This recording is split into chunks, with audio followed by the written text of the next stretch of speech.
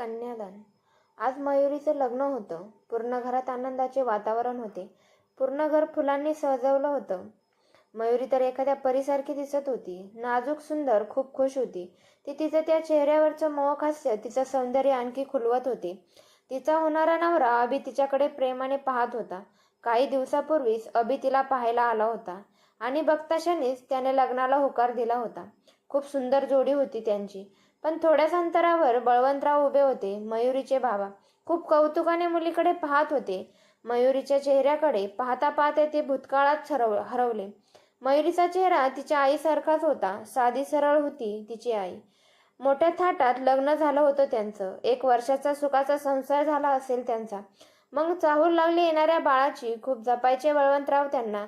पण प्रसूतीचा वेळ अघटित घडलं आणि एक मुलीला जन्म देऊन तिने निरोप दिला या जगाला कायमचा. बळवंतराव कोलमडले होते, पण त्यांनी त्या निरागस मुलीकडे पाहिलं. तिचे डोळे आईला शोधत होते. त्यांनी तिला उचलून घेतले. अगदी कुशीत खूप रडले. पण शेवटच त्या दिवसानंतर त्यांना डोळ्यात आज पाणी आलं होतं. त्यांचे डोळे भरून आले होते. भरल्या डोळ्यांनी कौतुकाने ते मुलीकडे पाहत होते. मयुरीने तिच्या बाबांकडे पाहिलं. त्यांचे डोळे भरलेले पाहून तिचं मन भरून आलं. तिला आठवले जुने दिवस. तिचे बाबा हेच तिचं जग होतं. जसं कळतं तसं बाबा तिचीच आई बनले होते. आईची आठवण तिला कधीच आली नव्हती. तिला हे पण समजलं की बाबा फक्त तिच्यासाठी दुसरं लग्न केलं नव्हतं. किती काळजी करायची बाबा. नोकरी सांभाळताना कधीच तिच्याकडे दुर्लक्ष केलं नाही. आजारी पडली की रात्र झोपता तिच्या बाजूस बसून राहायचे. शाळेत सोडायला यायचे आणि एकटीला सोडून परत जाताना 4 वेळा वळून पाहायचे. त्याबद्दल खूप जिव्हाळा होता. आपल्यानंतर काळजी घेणारं मयुरीचं मन अस्वस्थ झालं आणि तिला आठवला मागच्या महिन्यातला प्रसंग. मयुरी झोपलेली होती. अचानक तिला कसल्याचा ओरडण्याचा आवाज आला. ती जागी झाली आणि पळत बाबांच्या खोलीत गेली.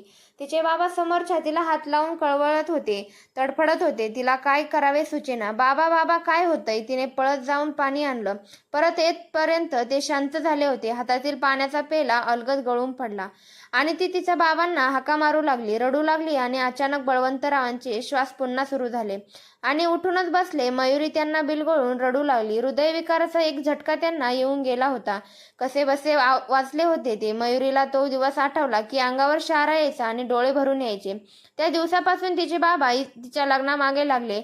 विवाह संस्थांमध्ये चक्रा मारू लागले. मध्येच वकिलाकडे पण जायचे. जेवणाचे भान नाही की आराम नाही. सतत फक्त आणि फक्त तिचाच लग्नाचा विचार. त्या चिंतेमुळे की काय त्यांची तब्येत पूर्ण ढासळली होती.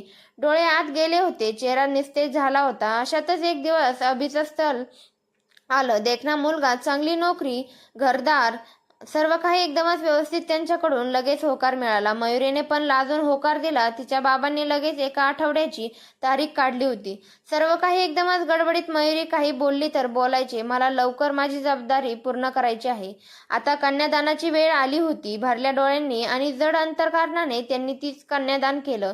जाताना खूप रडले दोघे. मयुरीचे तर पाय निघत नव्हते बाबांना सोडून जाताना, पण ही जगाची रीतच होती. मयुरी गेली, पाहुणे पण गेले.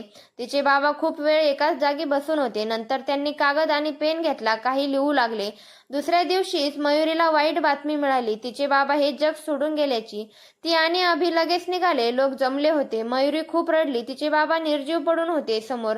अंत्यविधी पार पडला. मयुरी अजूनही रडत होती. तेवढ्यात तिचं लक्ष टेबला ठेवलेल्या चिठ्ठीवर गेलं, ज्यावर पेपरवर वेट म्हणून तिची बाहुली ठेवली होती. तिने ती चिठ्ठी उचलली. खाली घर आणि जमिनीचे कागदपत्र होते, जे त्यांनी 2 आठवड्याआधी नावावर केलं होतं. ती चिठ्ठी वाचू लागली. माझी छकुली, तू आधी डोळे पुस. तुला माहित आहे मी तुला रडताना नाही पाहू शकत.